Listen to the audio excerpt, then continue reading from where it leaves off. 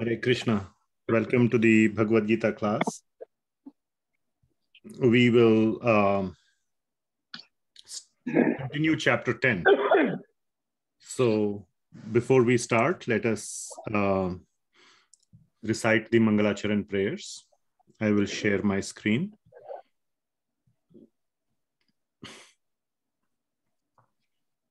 Okay. So hopefully you can see this.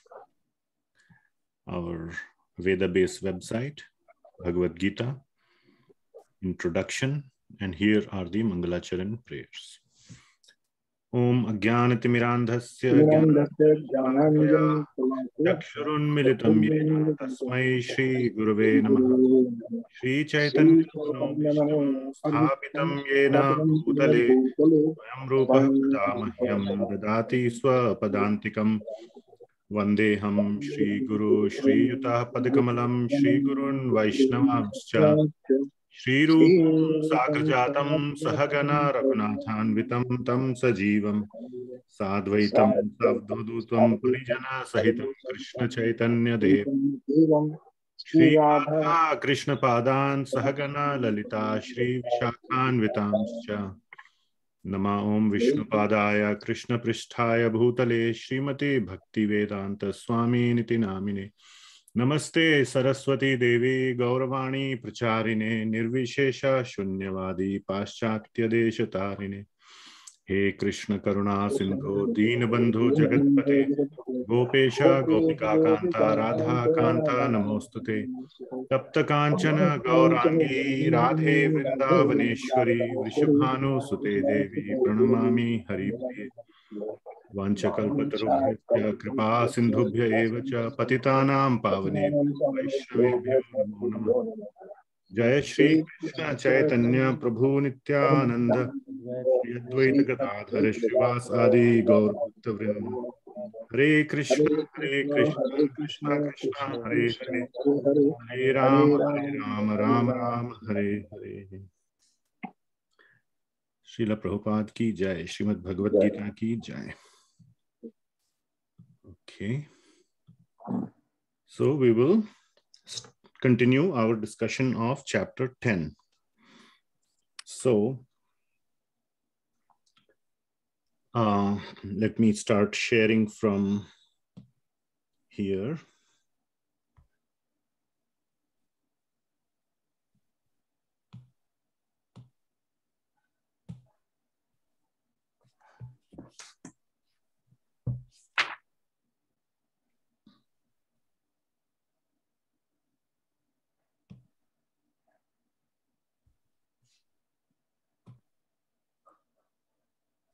Okay, so Bhagavad Gita Chapter 10 continuation, and I hope you can see my iPad screen. Yes, Prabhuji. And yeah, thank you. And our usual request, please pay very, very careful attention. Have the book Bhagavad Gita as it is. Hindi version is called Bhagavad Gita Yatharup. Open in front of you, follow along. And we are adopting this blackboard or whiteboard type of approach. So I cannot share the Bhagavad Gita on the screen because, I can't share two screens. And please don't do anything else. Don't multitask. Pay careful attention. And one way to pay attention is to open your camera. So you are on the screen and I can see you, you can see. It forces you to pay attention, at least be on the camera and, not do anything else.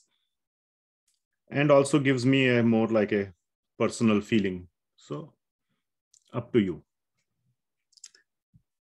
With that, chapter 10 continuation. So we have completed, or not we, Lord Krishna has completed the Bhakti Yoga section. So is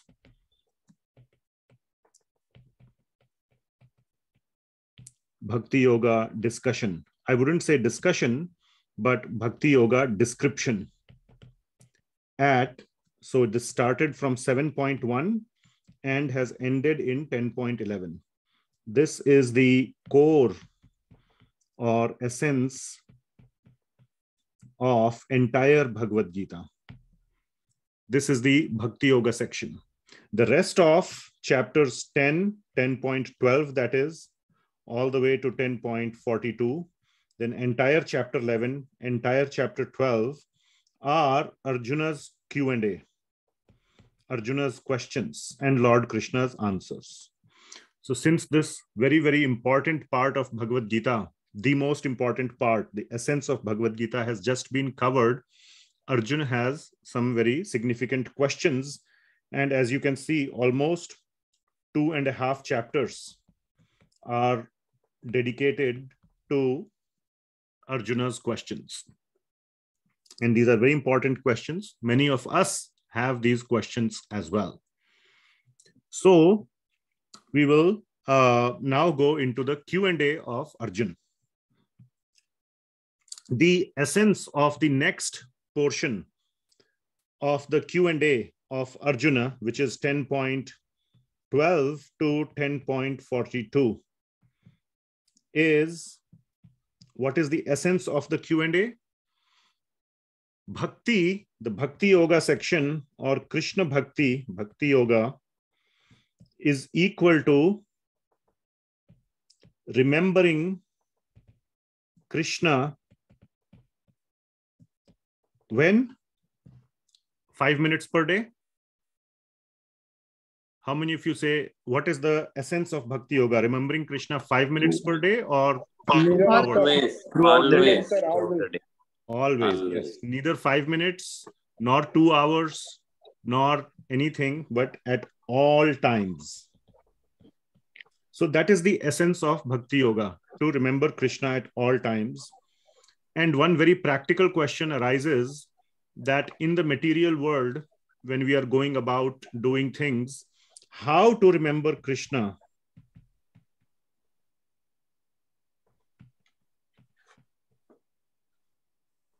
Even when we are engaging in the, I will write it here, in the material world. Because at the same time, Lord Krishna is apparently giving contradictory instructions. One thing is to remember Krishna at all times, plus keep doing your duty, which is the most important verse, which clearly highlights this point, this plus point. Remember me at all times, plus do your duty. Which verse is that? Anybody remembers?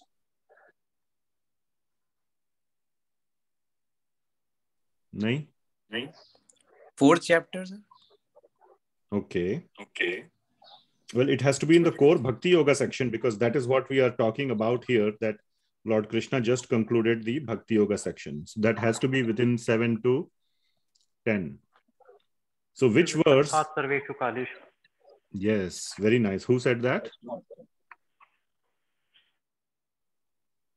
8-7. Huh? 8-7. 8-7. Very nice. Somebody else also said, I don't know. Anyway, whoever said it was a good student. So 8.7. Tasmat sarveshu kaleshu mam anusmara. This is mam anusmara. Anusmara. And keep doing your duty. Yuddha cha. Cha means this plus sign. Isn't it? Yuddha. Yuddha means keep doing your duty. For Arjuna, duty is to do yuddha at that point of time. Oops, sorry.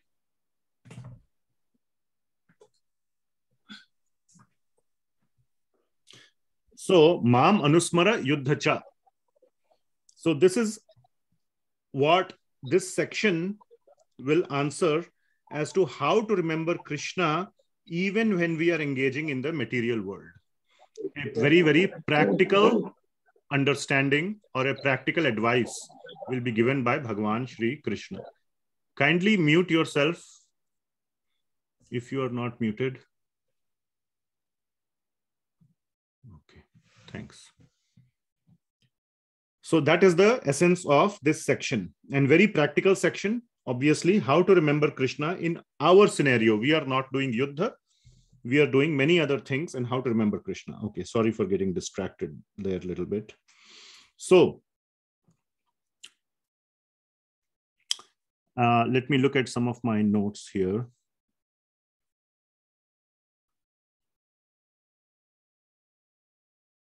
Yeah, we will come and review. My intention was to review 10.1 to 10.11 and then build up the sort of the sequence to this new section, to the section of 10.12 to 10.42. That was my original intention, but I kind of changed it on the fly. So we will cover this towards the end if time permits.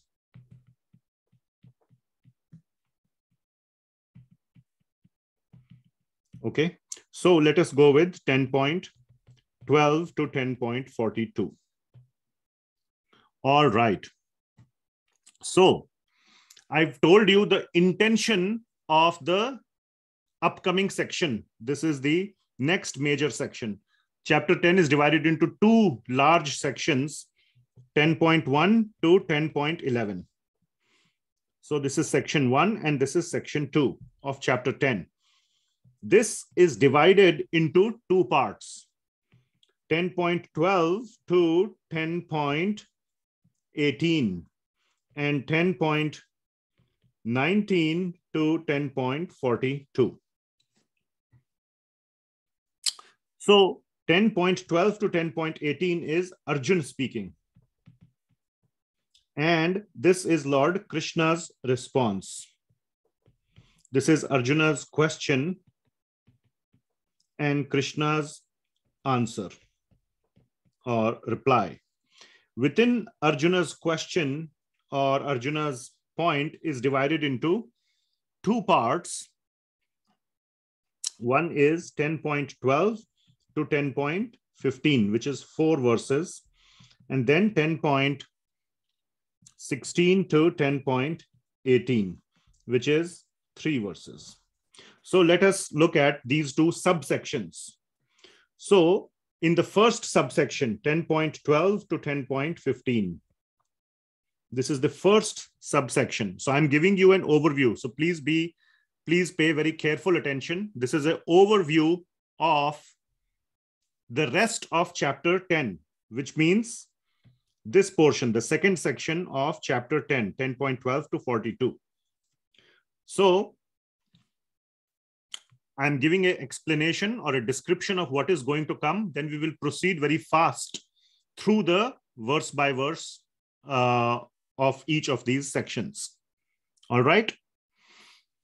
So in this section, 12 to 15, Arjuna basically is stating that one needs to accept the Bhakti Yoga description that Lord Krishna has given with full and firm faith. So one should or one must accept Krishna's description of Bhakti Yoga, which means from 7.1 to 10.11, that whole 3.5 chapters with 100% faith. One must have firm faith, firm belief. I think that's the correct spelling, whatever. 100% faith and belief one must accept. There should be full acceptance of Krishna's words. This is the main essence of this section, 10.12 to 10.15. So Arjuna says that you are the Supreme Lord. I 100% agree. Not that now one must not think that after hearing Bhagavad Gita, Arjuna realizes, oh, this person who I thought was my friend is such a big man, he's the Supreme Lord. No, the real understanding is Arjun was always aware that Krishna is Param Bhagawan. But he is just saying that I fully accept that you are the Supreme Lord.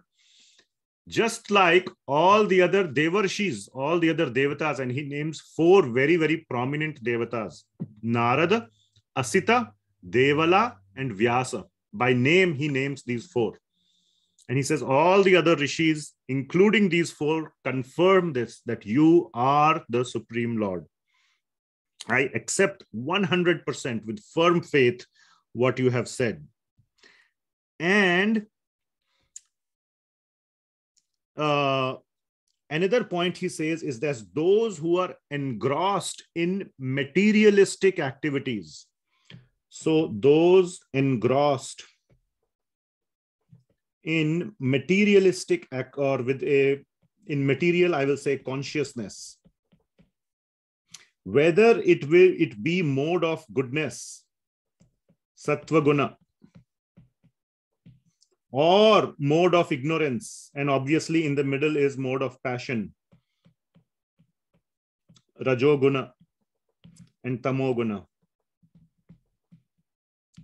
Any of these, they cannot understand, they cannot fully understand who is Krishna, that Krishna is Bhagawan. And he does this by saying mode of goodness is the Devatas.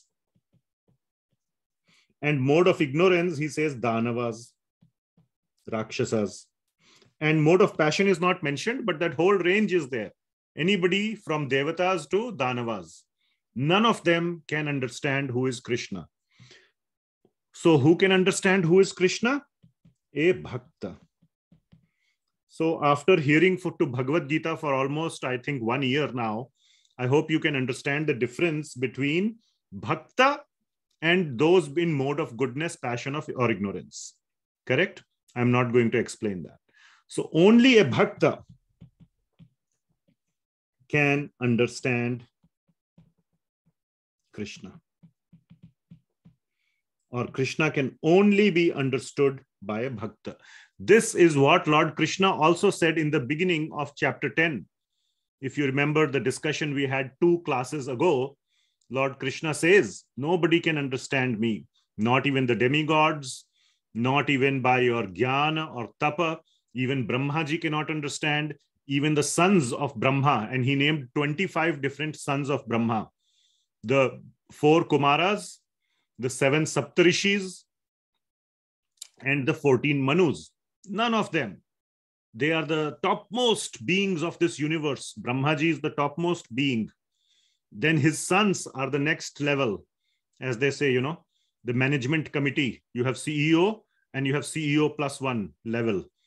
The management committee, the top vice presidents or whatever. None of them understand Krishna. And what to speak of everybody else in the universe. Only Bhaktas understand Krishna. So this is where I was trying to link this to the other part of the chapter, the chaturshloki 10.8 to 10.11. I will just quickly, I'll just quickly summarize what is covered there, that only a Bhakta can understand, because a Bhakta considers everything to come from Krishna. All the pains and pleasures come from Krishna. Which line is this? Can anybody say the line which represents this? That a Bhakta considers all his pains and pleasures to come from Krishna.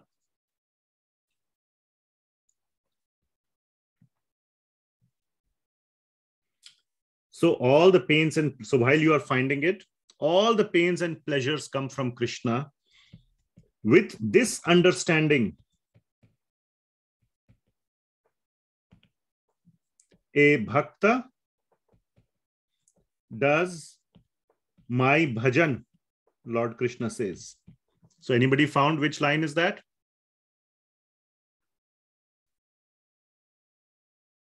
Now I have twisted the meaning a little bit. Yes, Saloni Mataji has raised the hand. Prabhuji, is it 10.8? Aham sarvasya prabhavo? Yes. Aham sarvasya prabhavo mattah sarvam pravartate. So everything comes from Krishna, and the point is including all the pains and pleasures of the devotee. Devotee doesn't care much about where the universe came from, whether it came from Big Bang or this or that. He's concerned about the life around him. So he considers everything in his life to come from Krishna.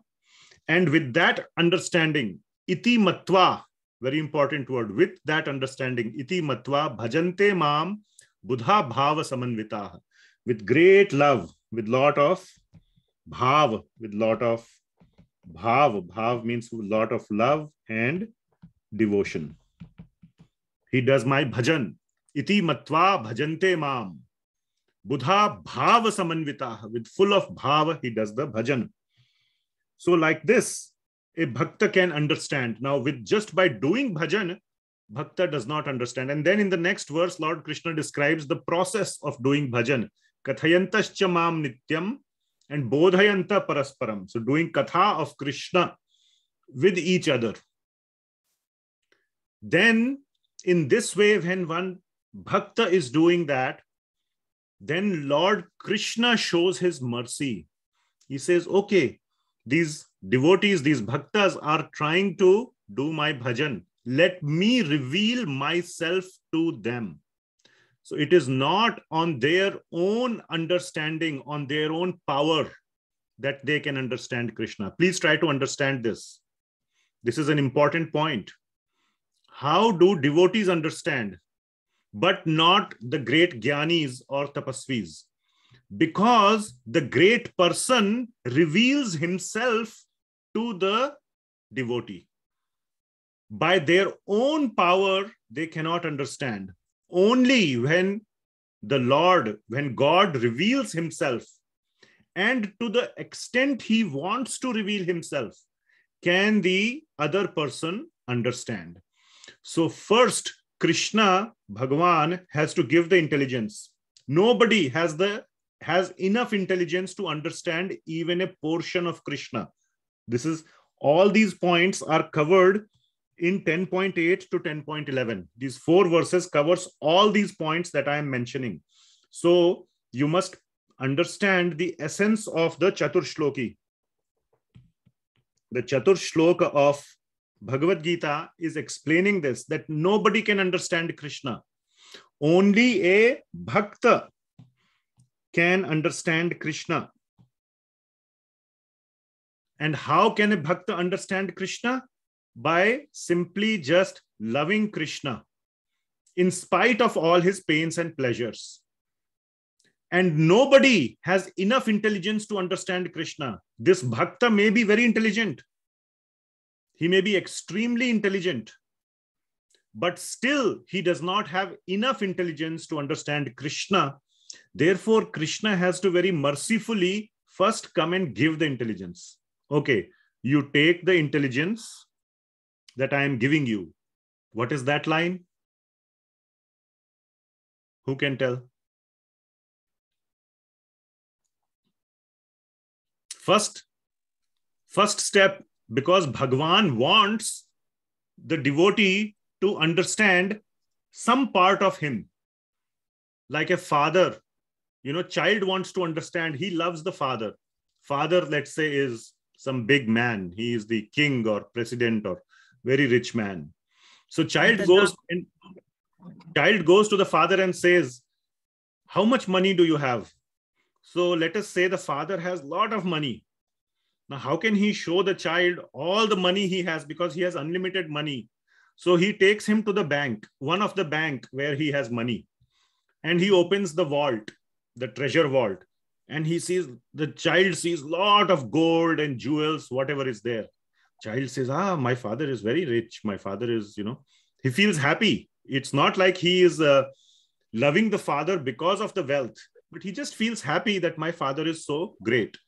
So whatever the father wanted to reveal to the child to make the child satisfied. Yes, he wants to know how rich I am. I have shown him, he became happy. So like that, first, the Lord gives the intelligence. Yes, Neeru Mataji, what is the line? Dadami buddhi yogam tam. Dadami buddhi yogam tam. So first I give the intelligence. Chalo bhai, tum intelligence le lo. First you take the intelligence. And this is happening because of Krishna's special mercy, not because of our own power. Which word is saying that it is by Krishna's mercy, Krishna's choice. Mercy comes by the choice of the merciful. Do you realize that? You cannot demand mercy. One second. Can you demand mercy? I demand you to be merciful. That is wrong grammar, isn't it? That is the wrong use of the word mercy. Mercy always has to be begged, isn't it? It is dependent on the merciful. So which word? Yes, Ramakant Prabhu. Tesham evam anukampartham.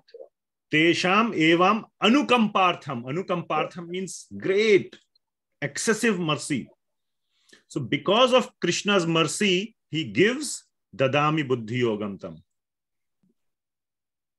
Okay. Jnana deepena bhasvata. He gives the jnana deepa. And then the child becomes very happy. Tushyanticha ramanticha. He becomes yena mam upayantite. That is how the child can come to Krishna. Becomes very happy, very blissful, and can come to Krishna. So Krishna, out of his mercy, out of his kripa, reveals as much as the devotee asks for. Otherwise, it is not possible to know Krishna based on our own demands or our own powers. So that is the essence of the chaturshloka. Okay. And we will see this aspect. This aspect we will see in live action now. That Krishna reveals about himself as much as his dear devotee requests. This is the point we will see now in live action. Like the child says, Papa, show me how much money you have. So Papa takes him to the bank and opens the vault and says, see, this is so much money I have, but I have so much more. I cannot show you so much. Otherwise, we have to go to 500 different banks. But you can be happy by seeing this much. And the child is happy and he becomes satisfied. Okay. So that is what we will see in live action. So that is Arjuna's questions. Arjuna's question. So first part, 10.12 to 10.15 was just the acceptance part. That we must understand, or we can hope to understand Krishna only by accepting him as the Bhagawan. Then comes Arjuna's question, which is this. Like I said, child asking the father to reveal himself. So Arjuna's questions, Arjuna asks that, so now he says, show me all your vibhutis. I want to see all your, with a capital Y, vibhutis. Vibhuti means, I will explain that, but all your, you can understand it as all your glories or all your opulences, or you can say all your riches. Everything about you that is great, that is glorious, that is magnificent, tell me. All, and he uses the word asheshena. Asheshena. If I were to write it in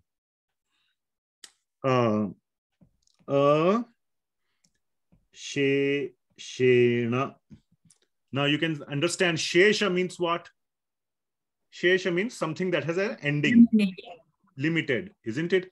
Shesha means unlimited. Tell me your unlimited glories without ending. All right. So that is what Arjuna asks.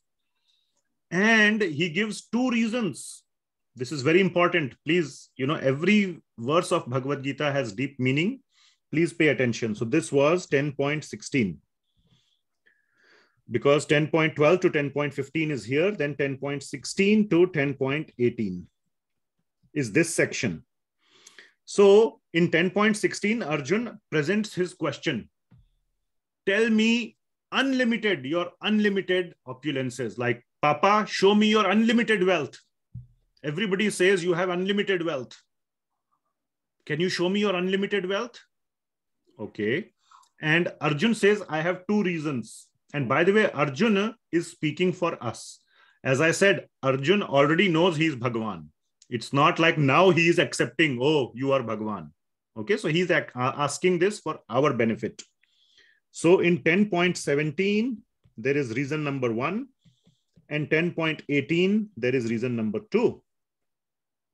He gives two reasons why I want to ask. The first reason is for the beginner devotee. And the second reason is for the advanced devotee. Okay, so hearing about Krishna's opulences, whether is relevant or is beneficial for both categories. It is not just meant for the beginner or for the advanced, for both. So the reason for beginner is why? Is because of this plus sign. Remember the plus sign? Where is it? This is the reason for the beginner. How to remember Krishna even while doing your duty or while engaging in the material world. All right? Are we all at that level? Do we all have difficulty how to remember Krishna when I'm doing my job? I have been asked that question like at least 100 times in my last so many years. How to do this, Prabhuji? I am working in software, I'm working in IT. When I'm cooking, all so many cases, how to remember Krishna. When Arjun could remember Krishna while firing arrows, which requires so much focus that you should not think of anything else. Remember that incident when Dronacharya asked Arjun to shoot an arrow at the bird, the toy bird on the tree. He could not think anything else. Everybody else was thinking so many things. I see the tree, I see the sky. And Dronacharya said, chalo bhai, side mein chalo, hat jao, side, next. When Arjun came, then Dronacharya asked, what do you see? What did Arjun say? I only see the eye of the bird, I don't see anything else. Then Dronacharya said, okay, you are eligible to shoot. That much focus of your mind you require, isn't it? And that was just a, what you call practice session. Now is the real battle, real war. How much focus is needed? So when Arjun can think of Krishna and fight in such a focused way, how as we as beginners can remember Krishna and do our duty simultaneously? That is a beginner level question. It is actually a very advanced question, but we will call it as beginner level. All right? Are you all following? So that is the first reason. How to remember Krishna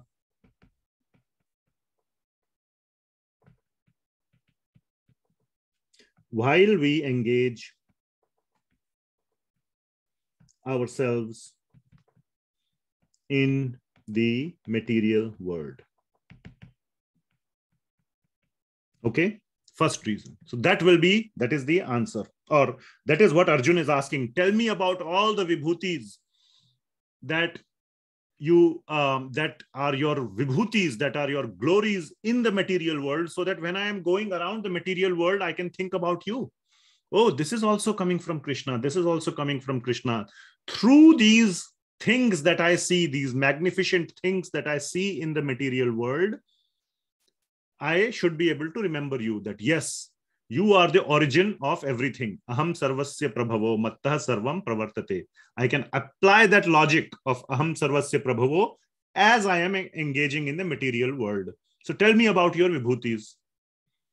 So like child is saying, when I am, going to school and this bank is there on my way, I can think, yes, this is my father's bank. All my father's money is there in this bank. And then after some time, I see another bank and I see, oh, my father's money is there in this bank also. In here also, this thing also belongs to my father. This thing also belongs to my father. So as I'm going from my home to my school, the child can always think of his father. Are you following the example? I'm trying to make it very, very simple. Some of you may think I'm being very descriptive or very slow, but still, that is for the beginner devotee. For the advanced devotee, what is the reason? The advanced devotee is the reason is that the advanced devotee has taste for Krishna. He has real taste for Krishna, which means that he has so much love for Krishna that he can never be satisfied hearing about Krishna. Always wants to hear about Krishna. Always wants to hear about Krishna. So for the advanced devotee, even though he knows that all these glories are belonging to Krishna, even though he is able to always remember Krishna, advanced devotee does not need these external vibhutis to remind him of Krishna. He does not need it. He is always remembering Krishna, but still he is always happy hearing about Krishna because he is so much in love. He is so devoted to Krishna. Just like a mother may see the same photographs of the child all the time. If I see the photograph of someone else's child, I will get bored. Same photo, show me some new photo. Why you keep showing the same photo all the time? Ho gaya na, chalo bas, next. But for a mother, she can never be satisfied, and mother is already in love with the child. It's not like by seeing the photo, she's saying, oh, this child is so nice, let me love him. Or being reminded of the child by seeing the photo. She always anyway remembers the child, but on seeing the photo, she can never be satisfied enough. If you say that, shall I show you this old album of the child? She will always say, yes, yes, let's see. It's so nice, isn't it? So that is this situation of advanced devotees. And that is why speaking of the vibhutis of Krishna is beneficial for the advanced devotees as well. Are you following? So it is beneficial both for beginner as well as advanced devotees because they have a taste. They have deep love for Krishna. Okay? All right. Okay, so before I go too much into the description of the section, let us cover 10.12 to 10.18. So what I am going to do is I am going to read the translations. We will not do verse by verse, otherwise it will take very long time, and I want to speed up. So let's see how I can do that. Okay. We go to library, Bhagavad Gita, chapter 10, verse number 12. Okay, so this is Arjuna speaking. So what is Arjuna speaking? The first verse itself is very sweet. Param Brahma Param Dhama Pavitram Paramam Bhavan Purusham Shashvatam Divyam Adi Devam Ajam Vibhum. So Arjuna said, you are the supreme personality of Godhead. Param Brahma Param Dhama, the ultimate abode, Param Dhama. The purest, Pavitram, the absolute truth, Paramam Bhavan. You are the eternal, Adi Devam, transcendental, original person, Adi Devam, Ajam Vibhum. And then there is the next verse. The unborn, the greatest, all the sages. Now you can see here the names. Devarshis like Narada, Tatha Asita, Devala, Vyasa. All these Swayam Chaiva, Bravishi Me. So, all the sages such as Narada, Asita, Devala, and Vyasa confirm this truth about you, and now you yourself are declaring it to me. So I had already heard this. This is the proof that this is not the first time Arjuna is knowing, oh, this is Bhagawan. Many people may say that before Bhagavad Gita, he did not know. Now he came to know. That is not true. This line confirms that I had heard this from the rishis. And of course, Arjuna believes the rishis. He did not doubt the rishis. Who wants to doubt rishis like Narada and Vyasa and Asita and Devala and all the other wonderful rishis? So he already knows that. And now you are declaring first time. The only difference is first time he is hearing it from Krishna's mouth. Aham sarvasya prabhavo mattah sarvam pravartate.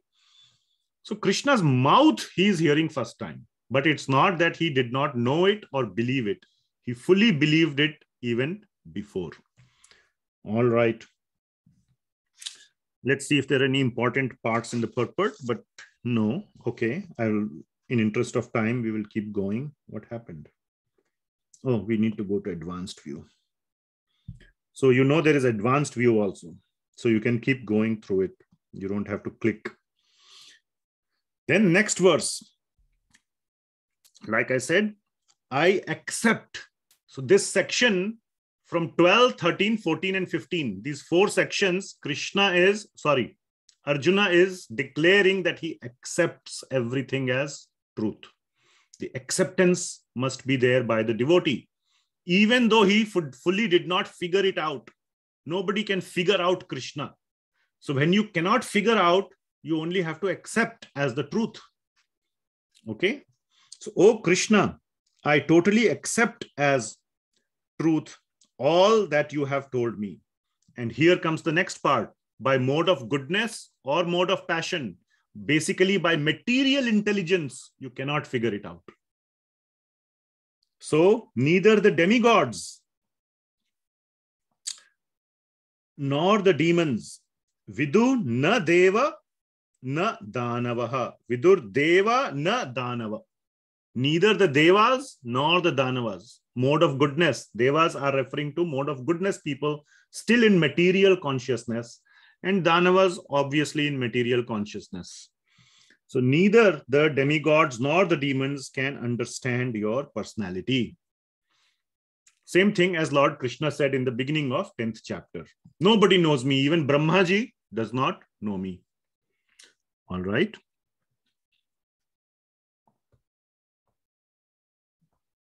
And so who knows Krishna?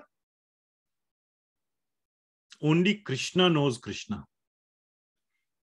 You alone. What is going on? You alone know yourself by your own internal potency. Only Krishna can know Krishna. Nobody else can know Krishna. And therefore, who can tell about Krishna to others? Only Krishna. So, you alone know yourself by your own internal potency. O Supreme Person, origin of all, Lord of all beings, God of all gods, Lord of the universe. Deva Deva Jagat Pate. Okay? So, only Krishna can know Krishna. Nobody else can know Krishna. Now, Krishna, if he is merciful, Tesham evam anukampartham, dadami buddhi yogam tam. I'm just mixing to make sort of like a English sentence. By his special mercy, he gives the intelligence to the devotees. Then they can know as much as Krishna reveals. Like father says, okay, here is one bank. Let me show you how much wealth I have. So child has to ask the father. So that is what is happening from 16, 17, and 18, like I have described. This is all we have discussed so far. We have already described this, okay? So in 16, what is going on? Arjuna is saying, please tell me in detail. What was the word Arjuna used? Asheshena. Sab malum karna. He wants to know everything. He's a very curious child. Super curious. He says, tell me everything. Don't leave out anything. So he says, tell me in detail. What is that? Asheshena. Asheshena means everything. No shesha, no ending, unlimited. So tell me in detail of your divine opulences, vibhuti, So of your vibhutis. So your vibhutis, that is mentioned here. Of your vibhutis in this material world, in the lokan. So because we as material living entities are engaged in the material world, tell me of your vibhutis in the material world, so that as I am going about in the material world, I can appreciate you, I can remember you. He will say that, the reasons he will say, so that I can remember you in the next verse. Okay. So tell me of your vibhutis in this material world. Like the child telling the father, as I'm going from home to school, tell me everything that are your opulences on the way, because I go on that way every day. Tell me what all is yours. Tell me all your glories. So as I'm walking, I can remember you. Are you following? Not very hard. Okay. So 17, again, 17 and 18 are continuation of. So the important part is vartum arhasya. He is not forcing that tell me all the things, all your aishwaryas. Yeah. He is telling what vaktum arhasya. Yeah, he's requesting. He's not demanding. Demanding. There is no demand. There is only request. Whatever you want to. Now. Yes, whatever you want to, you can tell. Very nice. So that also we had covered, that Arjuna is saying, whatever you want, you tell me. Then in 17th one, he is giving the reason why he is asking the question. And this is for a beginner level, so that we can remember you. Okay. So what is written here? So that we can always remember Krishna. O Krishna, O Supreme Mystic, how can I constantly think of you? How shall I know you? In what various forms are you to be remembered, O Supreme Personality of Godhead? So,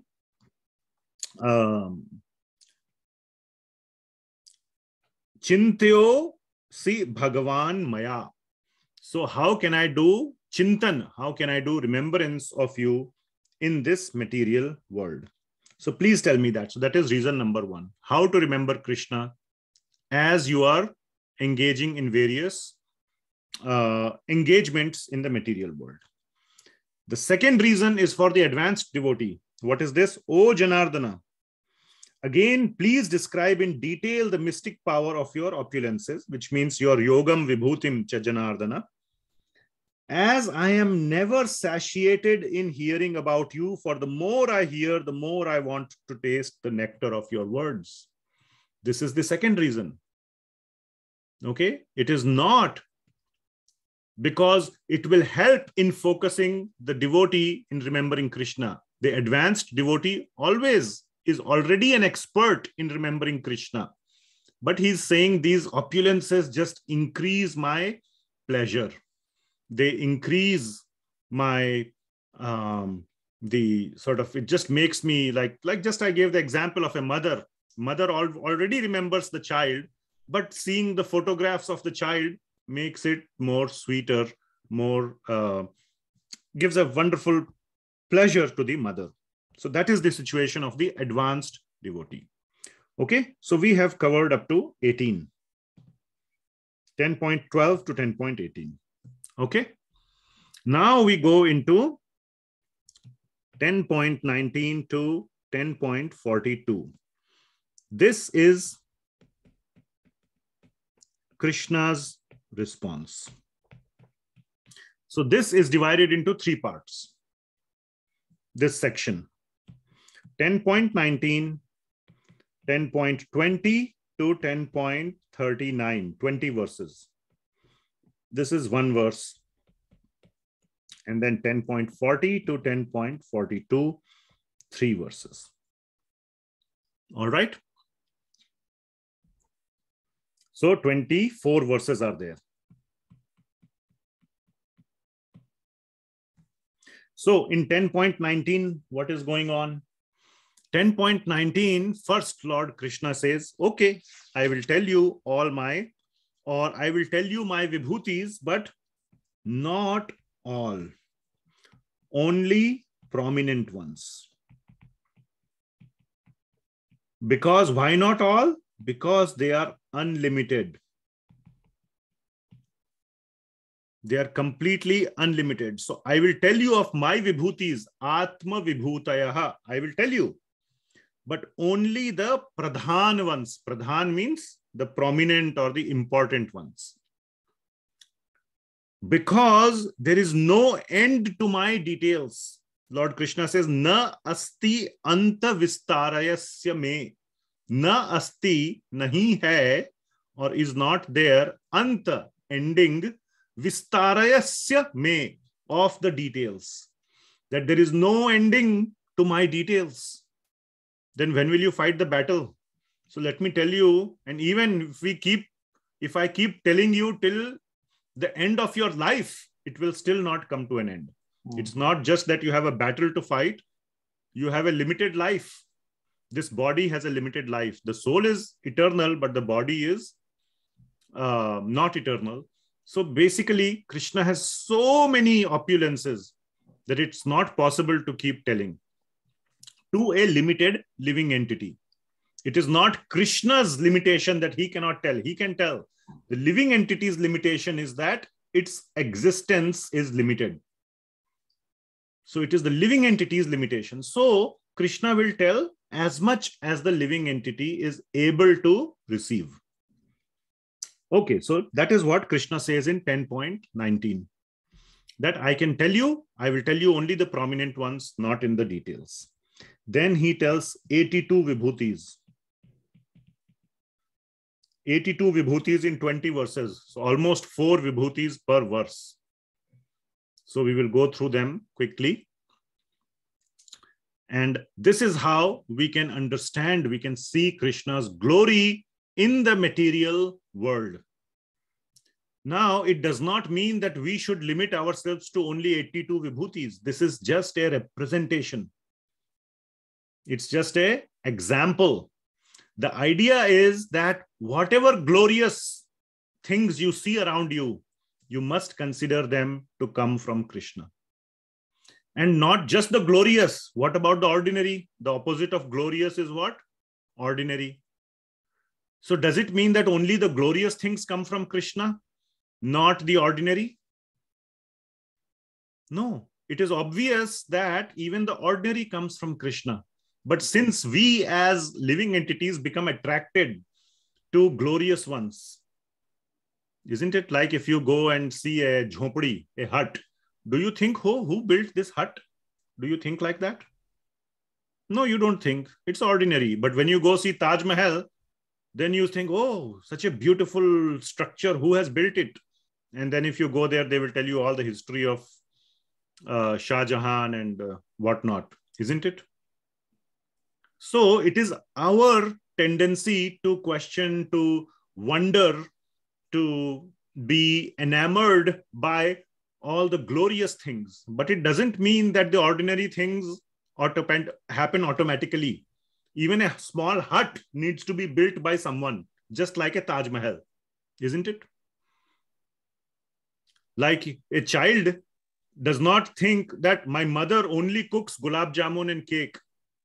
Obviously, she cooks gulab jamun, cake, and all the other nice things, but she also cooks the simple things like rice and dal.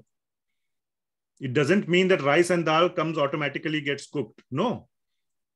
Because she is able to cook all the advanced things, obviously the simpler things also she can cook, also come from her cooking. Are you following? So a devotee fully understands by looking at these vibhutis. The purpose is to understand, to see that everything is coming from Krishna.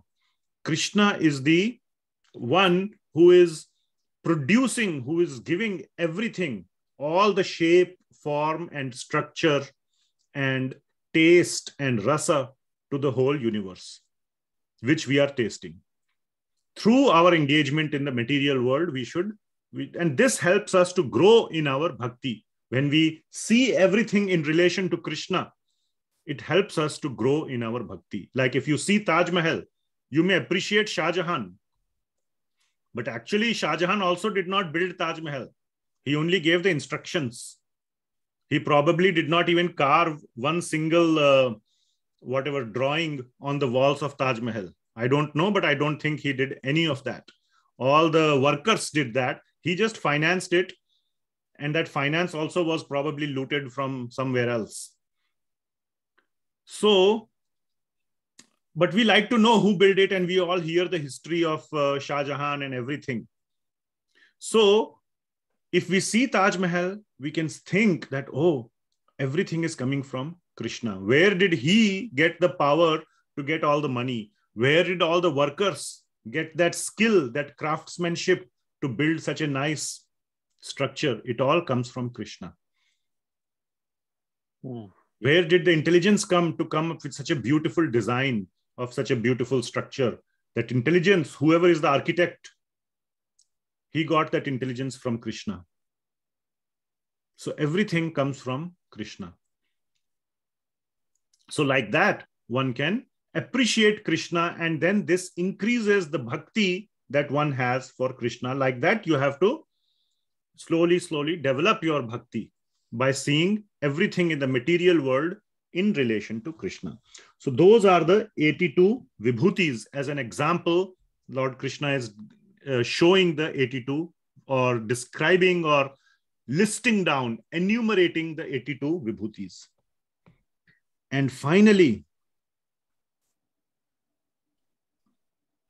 these last 3 verses. So we will come. I don't want to like bombard you with a lot of stuff. So let us, last 3 verses are very, very important and very, very instructive, very beautiful. In fact, in the Chaitanya Charitamrita, the 10.42 verse is repeated at least 4 to 5 times. So it's very, very important. We will come to it after we go through these 21 verses. Okay, so 10.19. Let us look at 10.19. Okay, so 10.18 we had done. So 10.19. Okay. So what is Lord Krishna saying?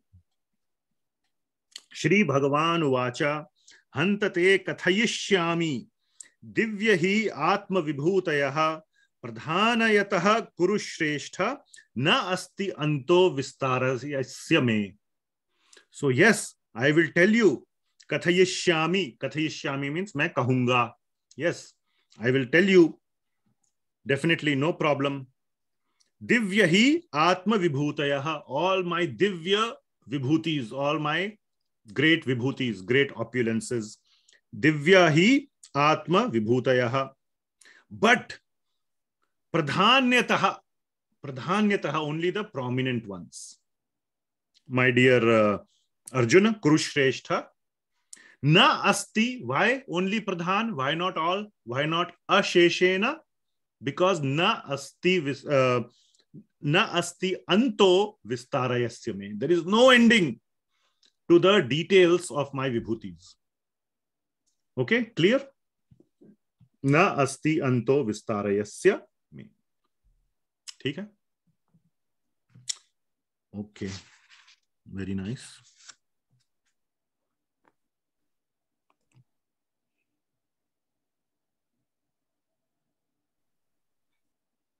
I'm just seeing in the purport, there are some points, but I have already told you, obviously, from Srila Prabhupada's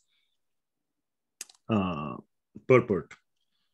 So here, Srila Prabhupada is saying the word pradhanyatah is very important because we can understand only few of the principal details of the Lord, for his features are unlimited. It is not possible to understand them all. So I already summarized that for you. Okay.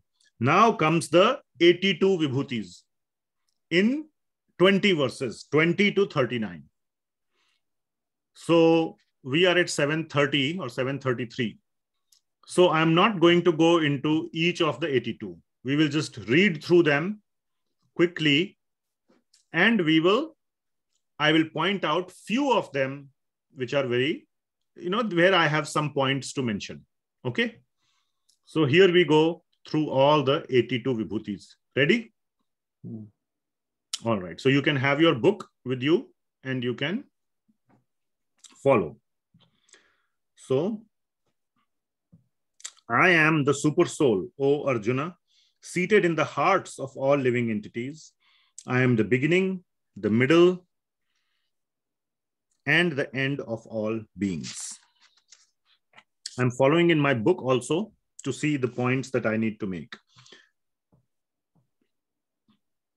Of the Adityas, I am Vishnu.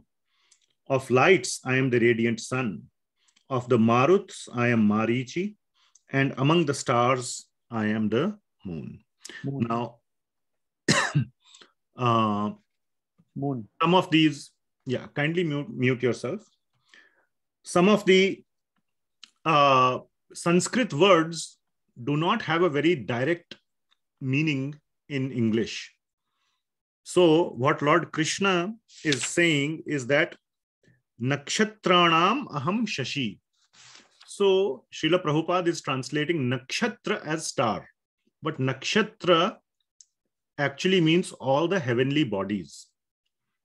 It just does not mean stars. So don't I know you are all very good scientists, but don't say, oh, moon is not a star. We all know moon is not a star. But moon is a nakshatra. Nakshatra means everything we see in the sky, in the night sky. So do we see moon in the night sky? Yes.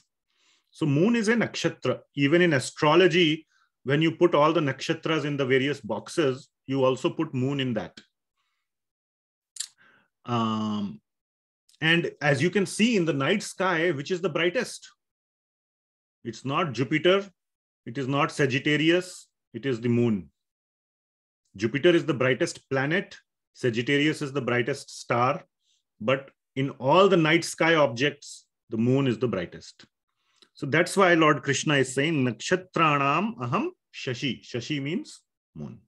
So you must try to understand. Don't think that Srila Prabhupada didn't know that moon is not a star. Okay, but that is the limitation of the translation of Sanskrit and English. Okay. So therefore, among the stars, I am the moon. All right. Next. Of the Vedas, I am the Samaveda. Of the demigods, I am the Indra. I am Indra, the king of heaven. Of the senses, I am the mind. Mind is the most powerful sense. You all understand that from 6th chapter. And you will see in 15th chapter also. Mind is the most powerful sense. And of the living beings, I am the living force. I am the Chetana, the consciousness. Of all the Rudras, I am Lord Shiva. Of all the Yakshas and Rakshasas, I am the Lord of wealth, Kuvera. Of the Vasus, I am fire, Agni. And of mountains, I am Meru.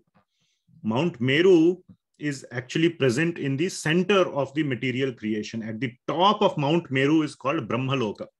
Now, we cannot see Mount Meru. We can see Mount Everest, but Mount Meru also exists. So of all the mountains, Lord Krishna is saying, I am Meru. Now, of all the peaks, he will say, of all the immovable objects, I am Himalaya. He will say that, but that is in a different context. So of the mountains, of all the mounts, I am Meru. The Sanskrit is Shikhar. Shikhar means one mount. So of all the Shikhar, you all know Shikhar. In Sanskrit, it is a mount. So of all the mounts, I am Mount Meru. Srila Prabhupada is saying mountain. So it's not like a mountain range. It's of all the mounts. Shikhar, I am Meru. What is the top of Mount Meru called? Brahmaloka. Okay, thank you.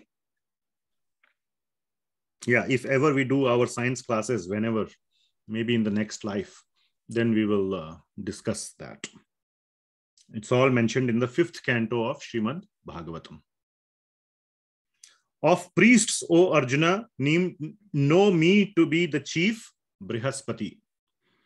Of the generals, I am Kartikeya, and of the bodies of water, I am the ocean. By the way, we do a lot of science discussion during our classes. So it's not like we are not doing that. But trying to kind of come up with just a science-oriented class is a little hard. Anyway. Now, 25th verse, very important. One of the very important vibhutis of among the 82 is mentioned in the 25th verse. Okay. Which one is that? Of the great sages, I am Bhrigu. Of the vibrations, I am the transcendental Om. Of the sacrifices, I am the chanting of the holy names, japa. That is the most important one. And of immovable things, I am Himalaya. So the point I want to focus on is this one. Yajnanam japa yajyo asmi.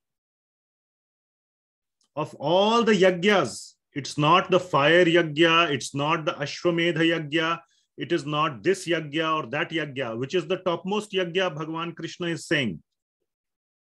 Japa yagya. And Bhagavad Gita is meant for Kaliyuga. In Kaliyuga, there is no qualified priest, no qualified person who can do Ashwamedha yagya. Ashwamedha yagya is considered to be one of the topmost yagyas for Kshatriyas. But for Kaliyuga,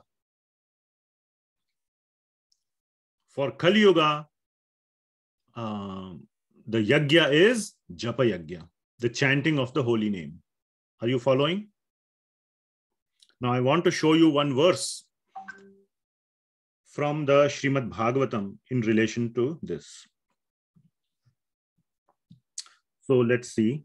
I will open a new tab. And this is in the Srimad Bhagavatam. And we have Bhadra Purnima coming up. I want to make that announcement again. But I want to show you in the Srimad Bhagavatam. And this, I think, is in the 3rd chapter. I have discussed this before, but I will discuss again. Krite yad dhyayato vishnum tretayam yajato makhaihi dvapare paricharyayam kalau tad hari kirtanad. What is the meaning of this verse? This is from Srimad Bhagavatam, last canto, 12th canto, 3rd chapter. This is known as Bhumi Gita. Last verse of that chapter. Krite yad dhyayato vishnum. Krite means Satyuga. Whatever benefit in Satyuga is available through dhyayate vishnum, by doing dhyan on Vishnu. Are you following? In Satyuga, whatever benefit is available by doing dhyan of Vishnu, whatever benefit is available in Treta Yuga through yajyato makhai. Yajyato makhai means by doing various types of sacrifices, yagyas, Ashwamedha yagya or other simpler yagyas. Whatever benefit is available in Treta Yuga through doing these elaborate yagyas, Dvapare paricharyayam, in Dwapar Yuga, whatever benefit is obtained by doing worship, paricharyayam means worship of the deities. See, it is becoming simpler and simpler and simpler. Meditating on Vishnu is the toughest. Then it became little simpler by doing various elaborate yagyas. Now yagyas, it's not like today's Havan yagya like you might have seen in marriage ceremony. Some Pandit does some yagya, husband, wife take some, fere. That is very, very simple yagya, and it is also not done perfectly. I have, again, some scientific discussions I have, read, I have attended, I have seen. Just to construct the yagya havan kund, as we call it, the fire yagya, there is so much geometry involved. There are whole chapters in the Vedas of how to geometrically construct the yagya kund. And it is said that with today's geometric techniques, it is not possible to construct it perfectly. Just to construct it geometrically perfectly, the sort of the fire, the sacrificial fire kunda is not possible. What to speak of conducting the whole yagya perfectly. But in Treta Yuga, there were techniques to do that. I'm just trying to give you a sense that it is not some, simple task to do a yagya perfectly. It's extremely complicated. In Treta Yuga, there were people and there was knowledge that with which you could do it. Are you following? So then if you do it perfectly, you get a lot of benefit. So that benefit which is available in Treta Yuga through that process, the benefit that is available in Dwapar Yuga through the process of worshipping the deities, also again very elaborate worship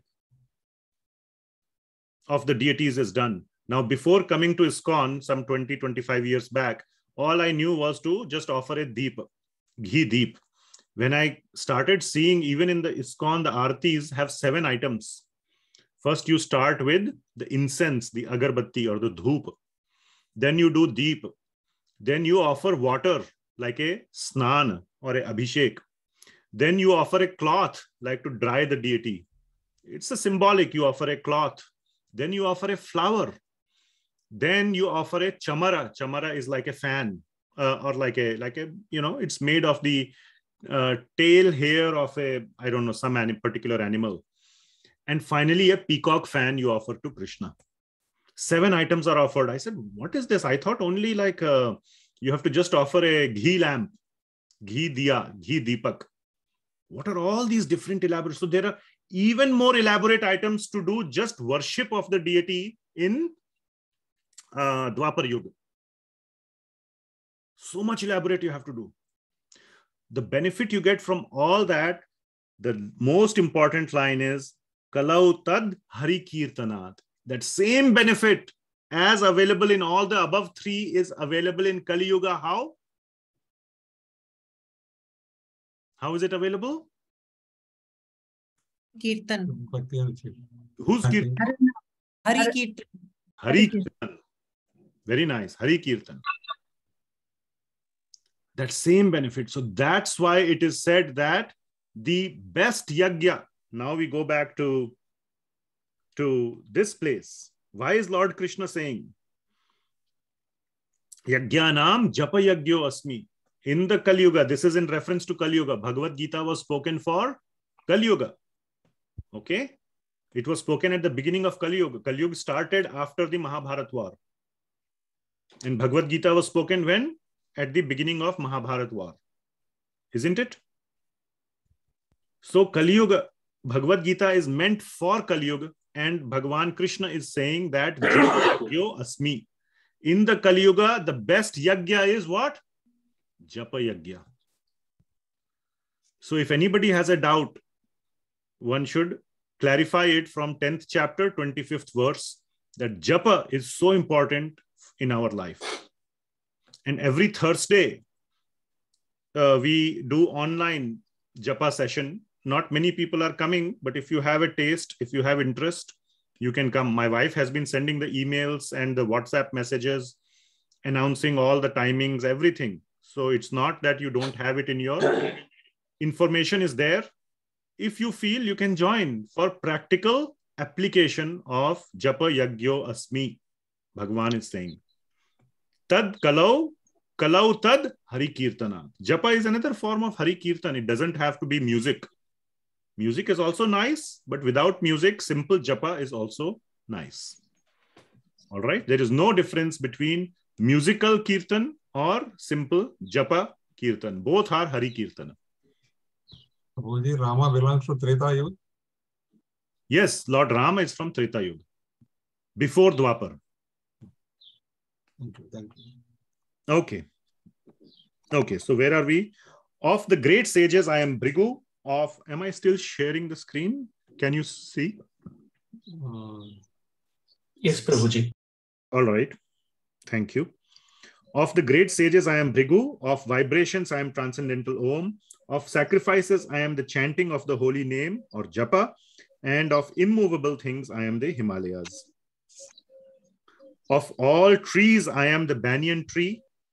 Of the sages and among the demigods, I am Narada. Narad Muni is the topmost rishi. Of the Gandharvas, I am Chitrartha. And among perfected beings, I am the sage Kapila. Okay. I'm looking here to see if there's anything to say here about Narad Muni. Okay, nothing much, or we'll continue. 27. Of the horses,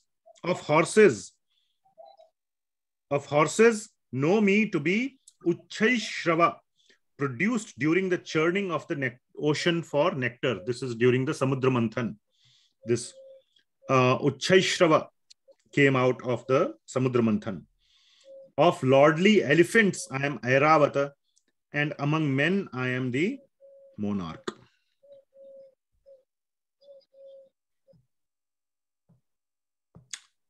Of weapons, I am the thunderbolt.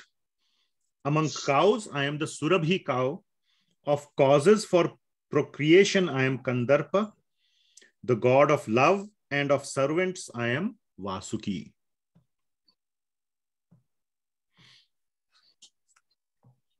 Okay, we will continue. Of the many hooded Nagas, I am Ananta. Ananta is the bed of Garbhodakshayi Vishnu, the bed on which the Lord sits or lies down. I am Ananta. And among the aquatics, I am the demigod Varuna. Of departed ancestors, I am Aryama. And among the dispensers of law, I am Yamaraj, Yama, the Lord of death. So among the ones who are dispensers of law, Dharmaraj. That is why Yamaraj, another name for Yamaraj is Dharmaraj. And Yudhishthir is the son of Yamaraj. If you know the story of Mahabharata, Yudhishthir was born by the blessings of Yamaraj to Kunti. And that's why he is known as Dharmaraj Yudhishthira. Because he was so pakka, so, clear in the matter of dharma. Kindly mute yourself. There is some background noise I can hear. I'm going to mute. Okay. If you have a question, you can certainly unmute and ask. But when there is no question, please stay muted. Because the microphone catches any, surrounding noise. You may feel that there is quiet, but the microphone is still, transmitting some noise, static noise. Okay. 30. Among the Daitya demons, I am the devoted Prahlad. So you all know Prahlad. He is the son of Hiranyakashipu. So he is from the Daitya sort of a dynasty. But he is the best Daitya. Who is another Daitya who is great devotee of the Lord? There are so many. But we have done detailed study of him in Bhagavatam classes. Bali. Yes, Bali Maharaj. Great. He is a grandson of Prahlad Maharaj. But he is also a great devotee. And hopefully in the future, we will discuss one more demon who is also a great devotee. Anybody seems to remember? Yeah, Chitragupt's next birth. I forgot the name. Yes, Something. not Chitragupta, but Chitraketu. Chitraketu, sorry. Yeah. And his next birth is, anybody, what is the name? Brukeshu? No. Starts Vrithrasura. Vritrasura. Very nice. So hopefully after the episode of Chitraketu Maharaj, we will study the episode of Vritrasura. Great demon, but greatest devotee. So among the demons also there are devotees like Prahlad, Bali Maharaj, Vritrasura, and so on. Okay, so among the Daitya demons, I am the devoted Prahlad. Among the subduers, I am time. Very important. Among the subduers, I am time. Time subdues everyone. Nobody can escape the claws or the jaws of time. Because everybody in the material world is subject to, what is he subject to? One thing, death. So everybody will die. And in due course of time, they will die. So however good or however bad they may be, they will have an ending. They will have to succumb to death. And death comes in time. So Lord Krishna is saying, among the subduers, I am time. And of course, there are many things as well. Somebody may be very proud, like there is this famous example of Muhammad Ali, great boxing champion. And he got this disease. I can't remember, either it is Parkinson's disease or some disease he got, like the greatest boxer of all time. It is said he could not even lift a cup of coffee. He became so, his bones and muscles or whatever, he lost control of his whatever muscles due to the disease. So even though he did not die, the time,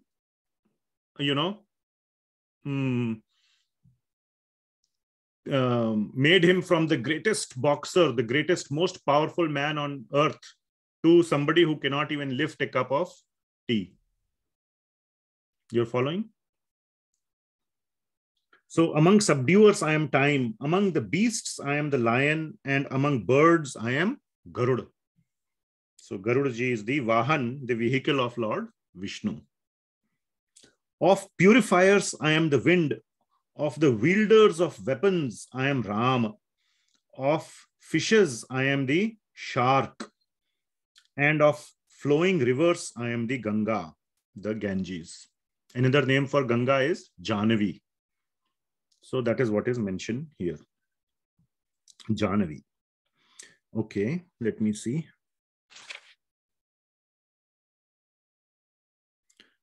32. Okay.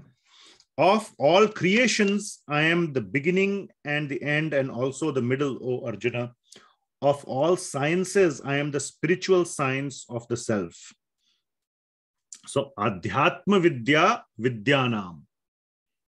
So, if you have to learn knowledge, it's better to learn Adhyatma Vidya, which means spiritual knowledge. What is the point of learning material knowledge? Okay, IT, software, C++, C#, JavaScript, this. Every 2 years, new things keep coming. And you are within 2 years, you are outdated. So you have to constantly keep, chasing a moving target. It's like a cat and mouse game. Adhyatma knowledge never changes. And it will benefit you immensely. Not only in this life, in the next life. So among all the Vidyas, Adhyatma Vidya is the topmost. So Adhyatma Vidya Vidyanam. And among logicians, I am the conclusive truth. 33. Of the letters, I am the letter A. Akaro Asmi. Aksharanam Akaro Asmi. The letter A. The basic letter. And among the compound words, I am the dual compound. I am also inexhaustible time. And of creators, I am Brahma. I am all devouring death. And I am the generating principle of all that is yet to be. So I am the all devouring death. Mrityu sarva haras chaham. Sarva haras means that jo sabko har leta hai. Nobody can escape death. So I am that Mrityu. That nobody can escape the jaws of death. And I am that. I am all devouring death. Mrityu sarva haras. Sabko har leta hai. Cha aham. I am that. Now comes very important point about women. So some people get the understanding that women are considered lower. Among man and woman, man is higher, woman is lower. In the shastra, that is absolutely not the case. Of course, man and woman are different. That we all also know. We all also know man and woman are different. And they have different roles in the society. But here we can see clearly, Lord is saying that the women have these fine qualities which men don't have. I mean, it's not mentioned here that men don't have, but that is the understanding.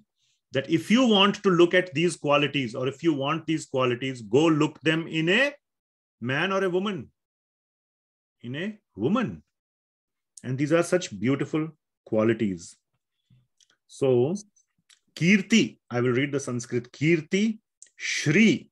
Shri means opulence. Now, opulence is a characteristic of a woman, not a man. Opulence, who represents opulence? Mother Lakshmi. Lakshmi. Yes. Not Bhagawan. Bhagawan is considered to be very, renounced. He doesn't want any wealth or anything. But the wealth, that domain is with Mother Lakshmi. So Shri. Vak cha narinam. So Vak means speech. If you want to, the quality of how to speak sweetly. Man is always rough and tough, so to say. Woman is very soft and polite. So that is the quality of and who likes rough and tough? You feel you want to be rough and tough. But when you want to, the other person, you never want to be with someone else who is rough and tough. You want to be somebody who is nice and polite. I want to be rough and tough, but everybody else should be soft and sweet. That is our ahankar. Okay, so everybody wants to be with soft and sweet people, and that is a quality of females. Smritir, Medha, Dhriti, Kshama. 4 more qualities. Smriti means remembrance. Now that is why, at least in my class, and my worshipable teacher is sitting here, she can attest, all the girls used to come first, or they would come, do well in the class. The boys used to be all after that. So Smriti means memory. They remember. They have. Then also Medha. Medha means intelligence. So memory and intelligence is a deadly combination. And that is why girls, and I have seen this, I teach children, I do this and that also. Girls are more studious, more sharp, more, in all respects, they do better academically than the boys. In general, I have seen. Very, very nice and, very methodical, studious, it's from a teacher standpoint, it is easier to teach girls. Boys are a little bit more, out of control, so to say. Now I'm a boy, so I can say that. So I'm perfectly, justified in saying that. Dhriti and Kshama. Dhriti means firmness, and Kshama means the forgiveness. In the Mahabharata also we see that the example of Draupadi, when Ashwathama had killed the 5 sons of Draupadi at the end of the war. Imagine if you have 5 sons and all of them are killed. She already lost 1 son, Abhimanyu. And then she had 5 more sons. She lost them also. She lost all her sons. Would you forgive? Would a mother who had 5 sons and they are all murdered by one person, would somebody forgive such a person? Very hard. But Draupadi forgave Ashwathama. Bhima was the one who was saying, let's kill Ashwathama. But Draupadi was the one who's saying, no, forgive him. That is the quality of a woman. Kshama. So these are some very, very, I would say, I don't know if there is any other quality better than these. If you want to have the qualities, you should have these. You should have intelligence. You should have beauty. You should have wealth. What else do you want? And all these are the qualities of females, not of males. So females are the most worshipable in the Vedic society. They are not any less. It's a wrong misconception. It's a misunderstanding, misinterpretation of the Vedic understanding that Vedas say men are higher, women are lower. They have different roles and they have different qualities. What a man can do, woman cannot. Woman cannot go to the forest and cut the wood. And similarly, a man cannot, be loving to the child. When the child cries, he doesn't go to father. He only goes to mother. So both have different roles. We salute the women. Absolutely, yes. 35. Of the hymns in the Sama Veda, I am the Brihat Sama. Of poetry, I am the Gayatri. Of months, I am the Margashirsha, November, December. And of seasons, I am the flower-bearing spring. 36. I am also the gambling of cheats, and of splendid I am the splendor. I am victory, I am adventure, and I am the strength of the strong. Balavatam balam cha aham. Of the balavatam, of the balavans, I am the bala. Lord Krishna says in the 7th chapter. By the way, this inspiration to ask this question of the vibhutis to Arjuna comes from 7th chapter when Lord was describing his vibhutis. There he describes 11 principal vibhutis. Now Arjuna wants to ask the details. Of the descendants of Vrishni, I am Vasudeva. Of the Pandavas, I am Arjuna. Of the sages, I am Vyasa. And among the great thinkers, I am Ushana. 38, second last. Among all means of suppressing lawlessness, I am punishment. So danda. And of those who seek victory, I am morality. Of secret things, I am silence. So, of the secret things, I am silence. Maunam chaiva asmi guhyanam. So, of the secret things, I am silence. And of the wise, I am the wisdom. 39. Furthermore, O Arjuna, I am the generating seed of all existences.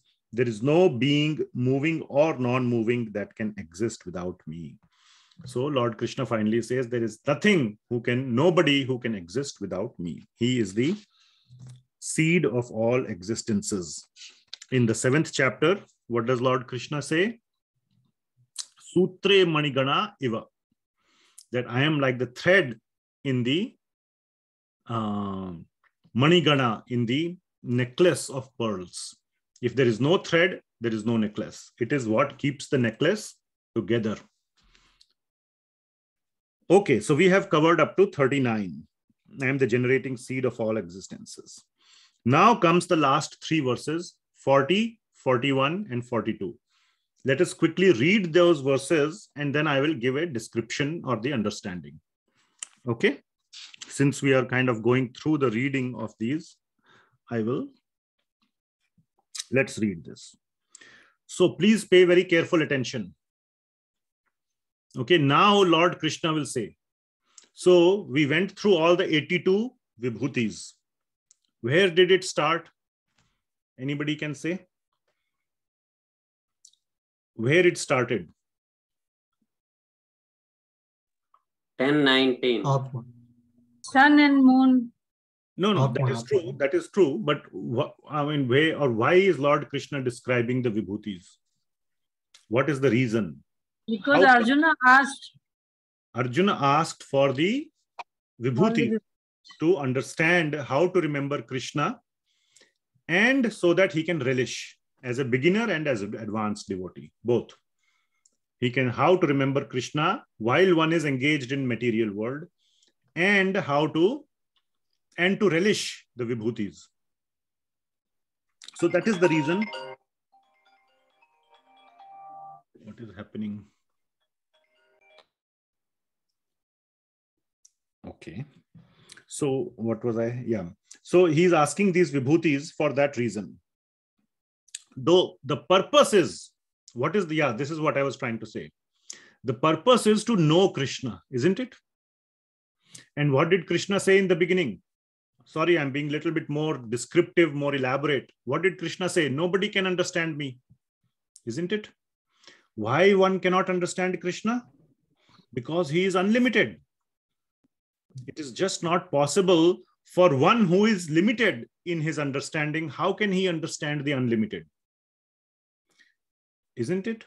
That is one point. The second point, so I'm kind of giving the description. The second point is, a devotee is not interested in understanding all the glories. Like a child, he's not interested in the whole wealth of the father, the whole, it's not like after he knows all the bank accounts, he will kill the father and become the owner. If that kind of child is there like Kamsa, he will imprison his father Ugrasena and then take over all his wealth. That is the Kamsa mentality, isn't it? But devotee is not like that. So he is not interested in knowing all the details. He is just interested in knowing for his own pleasure that how great my father is. Isn't it? That is the point Lord Krishna is bringing out. Why you need to know all the details? No point, no need to know all the details. A devotee is satisfied by knowing a fraction of my details. The same taste will come. The same taste comes from knowing a fraction as knowing the all. So if the devotee is interested in the taste, even a fraction is enough. That is why Lord Krishna is saying that one should not be interested in knowing the unlimited details. That means there is some attachment to know Krishna. I want to figure out Krishna. And the hidden attachment is, or the hidden desire is, once I figure him out, then I will defeat him. That is the real, or I will become Bhagawan. That is Hiranyakashipu mentality. Once I figure out everything, and once I figure out all the weak points, isn't it? That's why, like an enemy, why he wants the map of the enemy, one enemy, so that he can figure out all the weak points and attack the weak points, right? That is called, warfare, so that you can win and rule over the other person. You can become the king or the master, isn't it, in general? But that is not the purpose of a devotee. That is demoniac mentality, to try to figure out Krishna, though you may not say it, or though that person, such a person may not say it, but the internal desire is, once I figure out, I will become greater than Krishna. I will know all the secrets. That is why Hiranyakashipu, he's the best example. He said, make me immortal. I want to become Bhagawan, eternal. Okay, avyayam, eternal. Brahmaji, what did he say? Iri Baba, even I am not eternal. How can I give you a boon which I don't have? Ask me something which I have. And that is when Brahmaji, that is when Hiranyakashipu said, okay, fine, nobody should kill me, man or animal or inside or outside or morning or night or this or that. He thought he had it all covered. Then Narsinghadev came and defeated him. Lord Vishnu came in the form of Lord Narsinghadev. So my point is that the demoniac mentality is to figure out Bhagawan so that you can become greater than Bhagawan. And Lord Krishna is saying for devotees, that is not the intention. So why anybody other than a demoniac mentality should try to know all the details? Just by knowing a amsha, a fraction, a small fragment, one can get the same happiness. Okay. And Bhagawan in the last verse 42, Bhagawan says that even if you want, you cannot figure out. It is not possible to figure out. Why? Because this whole universe, not just one universe, the whole material creation is coming from me. The entire material creation is coming from me, including all the living entities in the material creation, and their intelligence is also material, isn't it? Intelligence is material. Bhagavan says in 7th chapter, right? Bhumir apa anula vayu kha mano buddhir evacha ahankara iti yamme bhinna prakriti ashtadha. So in this, buddhi is also there.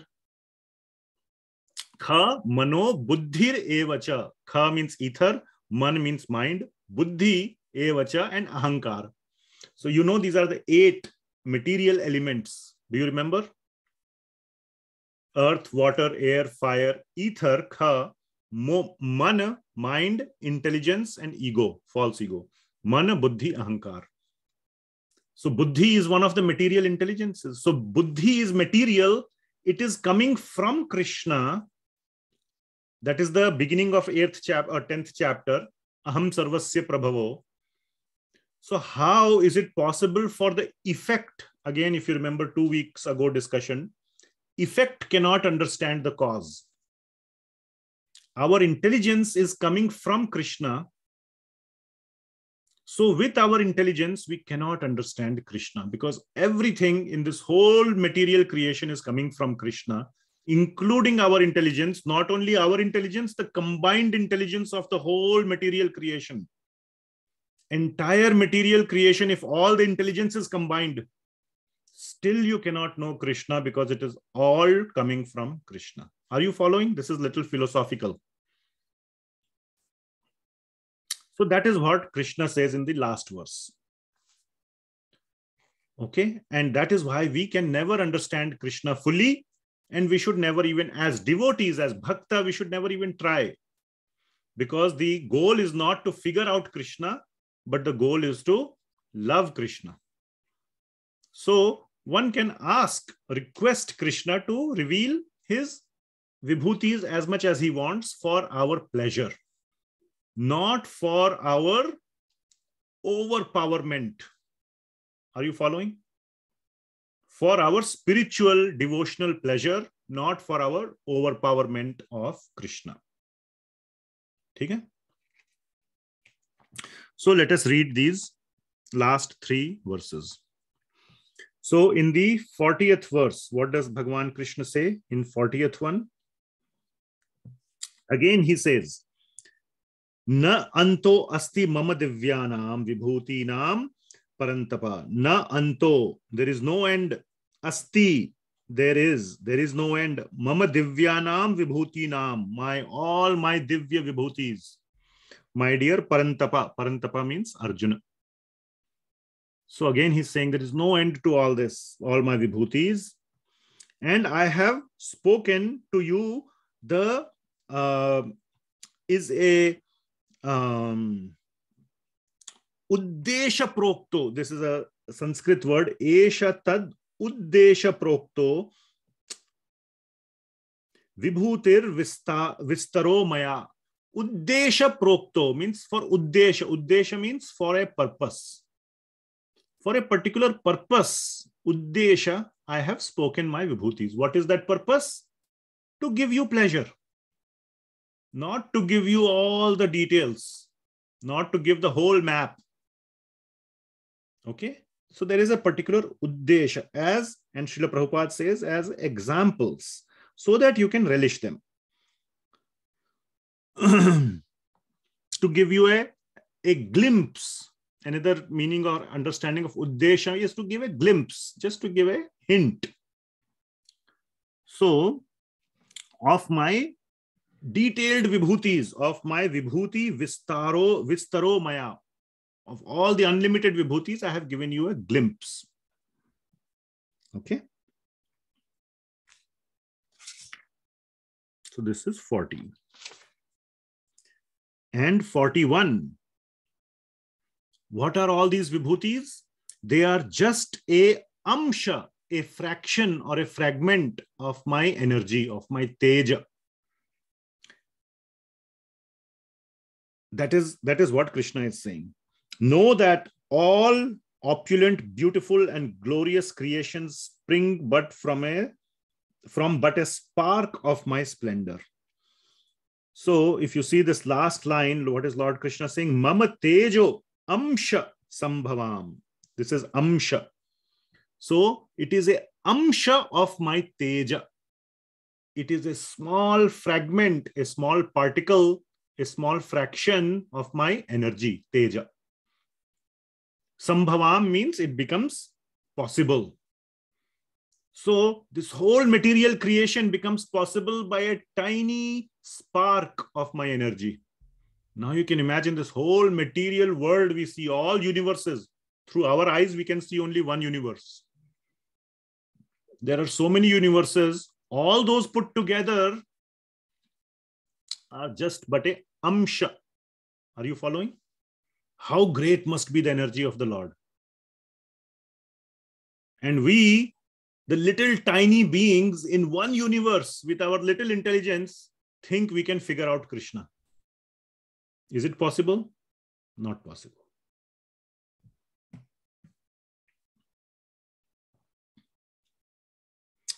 Last verse 42.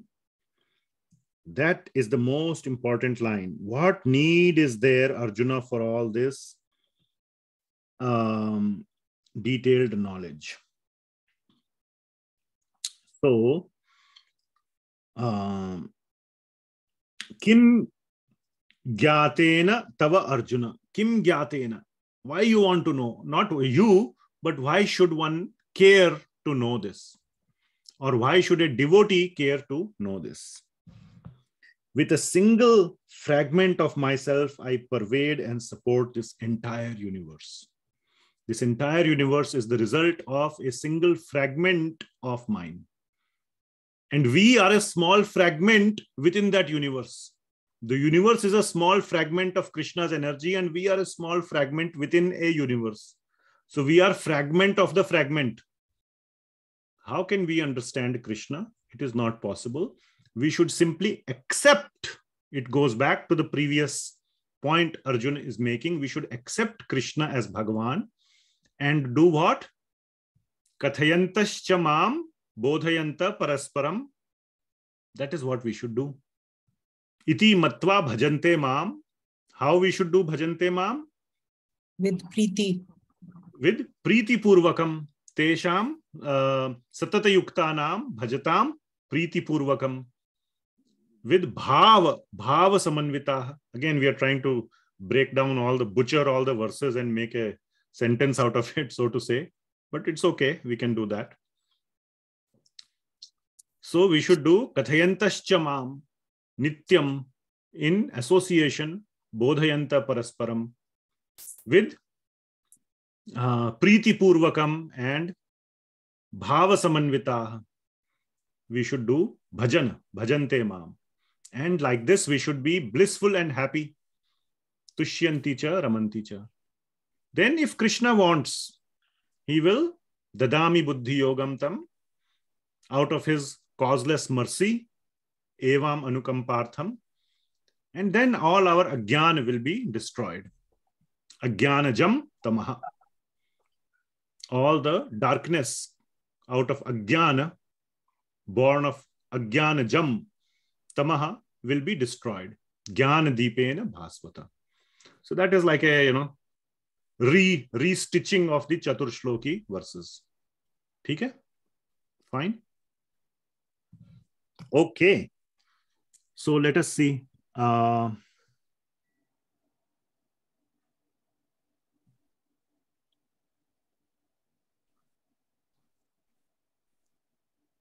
So, what is the bottom line of chapter 10?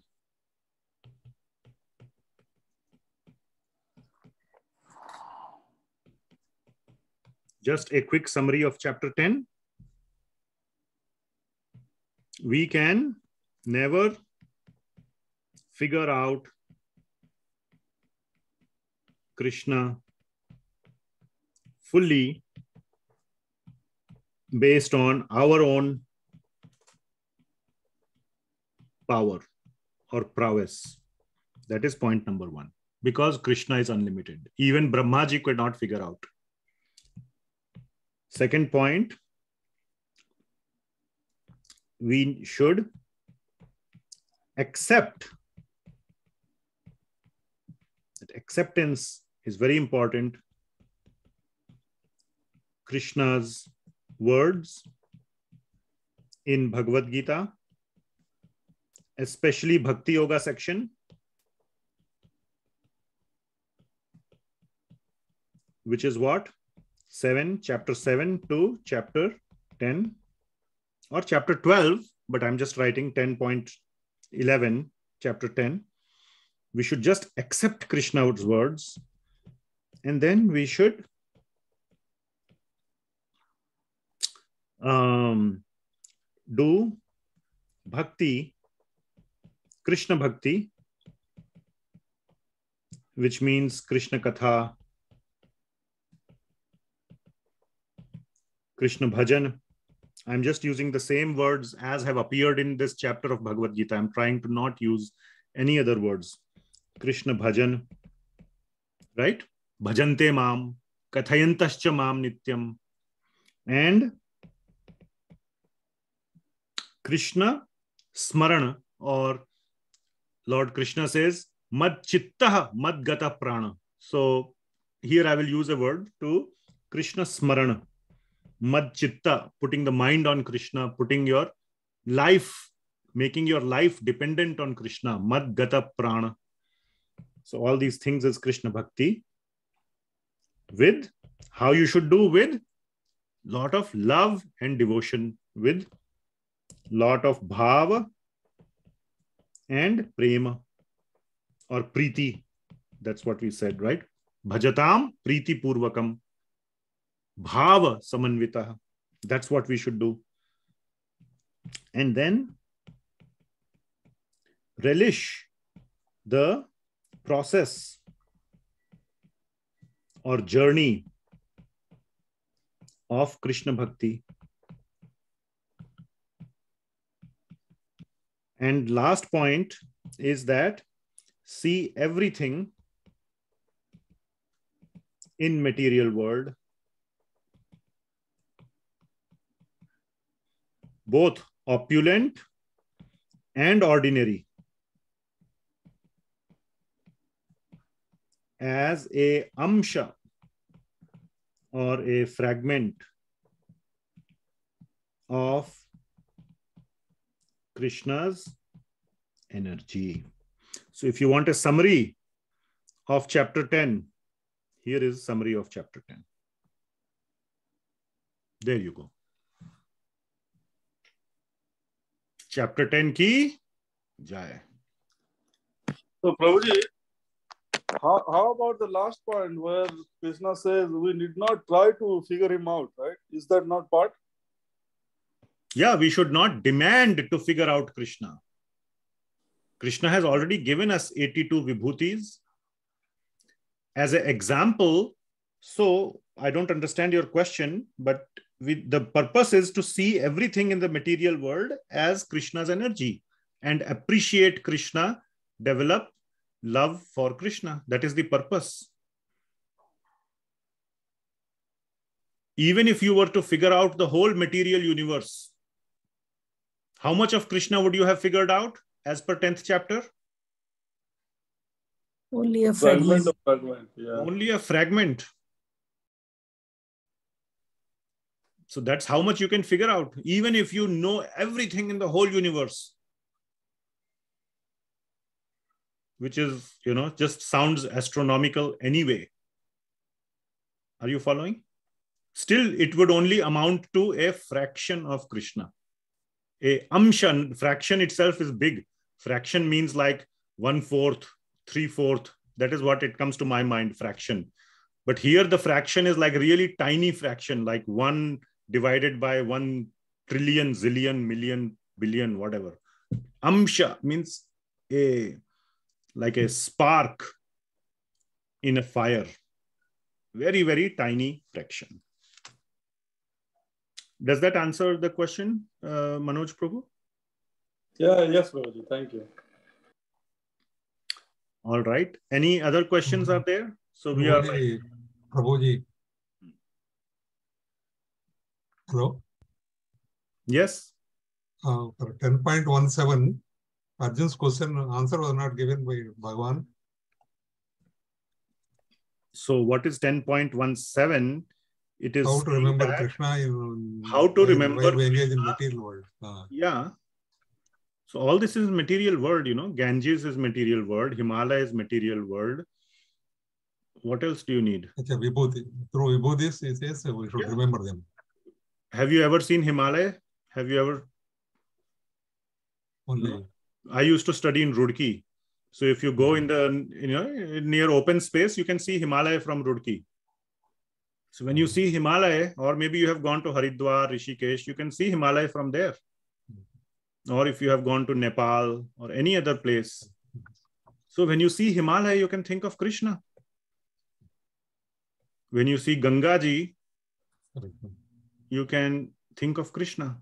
So that is vibhutis.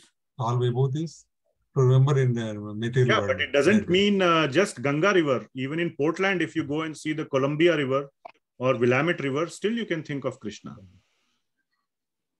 Thank you. Right? Thank you. Thank you. The sun and the moon. So what about that?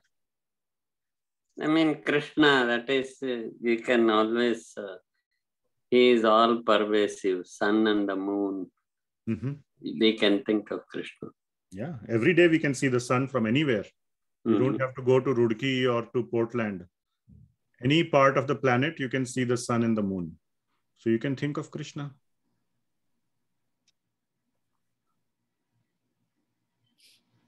Okay. I'd see one question on the chat. If everything, including materialism, comes through the mercy of the Lord, why is materialism not encouraged? Very nice question. Now, there is a small problem in the question, the word mercy. Yes, materialism comes from Krishna. That is true. But it is not a mercy of Krishna. It is our demand. This is slightly different. So you are following the question. The question is that if everything comes from, or if everything comes from Krishna's mercy, then materialism also comes from Krishna's mercy. Not Krishna never said everything comes from my mercy. He never said that. He is saying everything comes from me, period. It's not an act of mercy. Mercy means when you are pleased at someone, when you are happy at someone, you give them that. Like mercy comes when Krishna is pleased with his devotees, he gives them the intelligence. Dadami buddhi yogam tam yena mam upayantite. Clear? But when a child becomes rebellious, I don't like you, father. I want to go and live in my own apartment. Father says, okay, go live wherever you want, whatever makes you happy. Then the child says, oh, I don't have money to have an apartment. Then finally, child comes back to father. Can you please give me money for apartment so that I can live separately from you? Now, if father is egoistic, he can say, get lost. Why should I give you money to go live in an apartment separate from me? But father is a good father. He says, okay, I will create an apartment for you where you can go live separate from me. That is material world. We are rebellious from Krishna. If we are so much in love with Krishna, why would we be in material world? We would be in spiritual world. Because of our rebellious nature, we want to be Krishna, isn't it? Don't you want to be Krishna in our small way?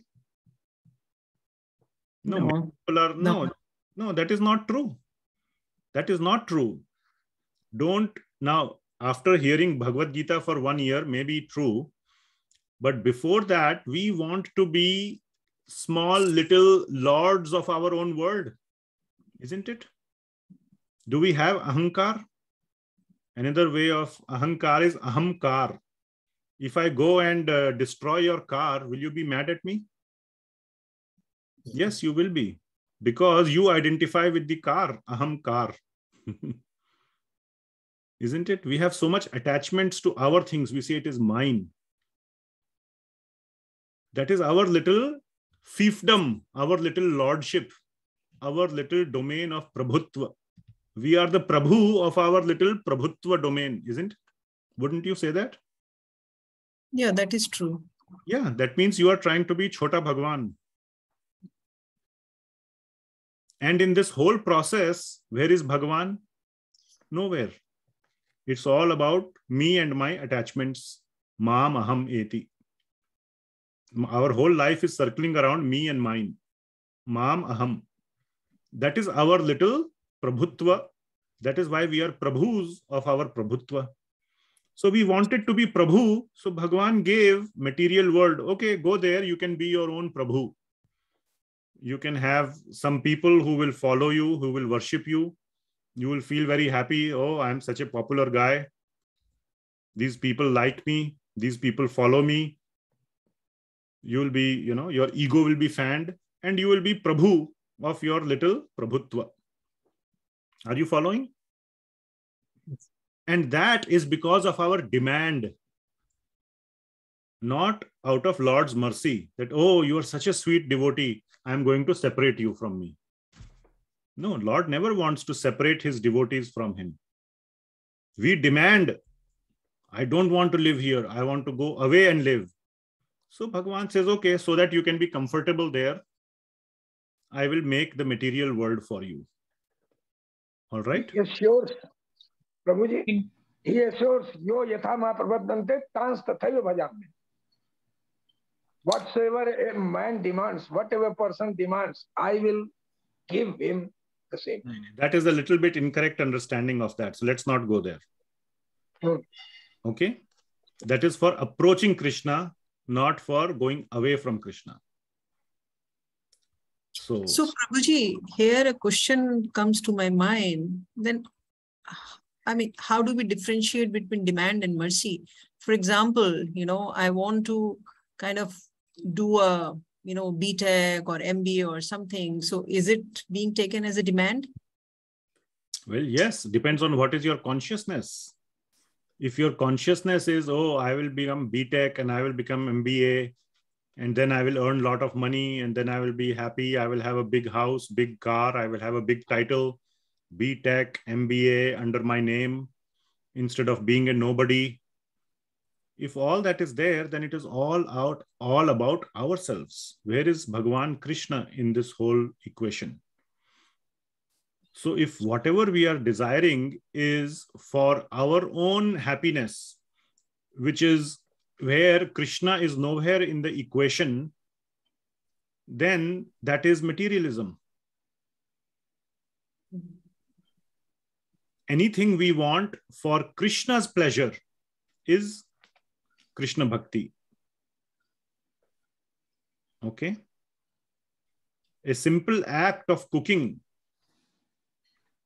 If you are cooking for yourself, and while you are cooking, it's giving nice aroma, and you are always thinking, oh, let me put some more ghee. Ultimately, I only have to eat it, so it should be more tasty. So how can I make it more tasty for myself by adding more ghee, more whatever other nice things? Then that is material consciousness. But while cooking, if you are thinking, what will Krishna like? Let me add it for him. Then that is Krishna consciousness or Krishna Bhakti. Just like it is much easier to understand in the relationship of, let's say, mother and son. Mother knows what a son likes. So when she is cooking, she likes, oh, my son likes more ghee or likes this. Then she is cooking according to his taste. That love, when we can have for Krishna and do things in our life because he likes it, that is called Krishna Bhakti. Everything else is materialism. Okay? So it is very simple to distinguish between what is material, what is spiritual.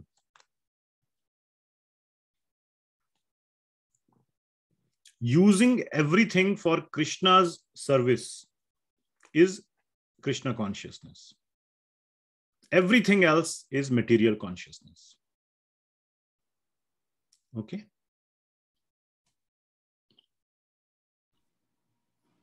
Anything else?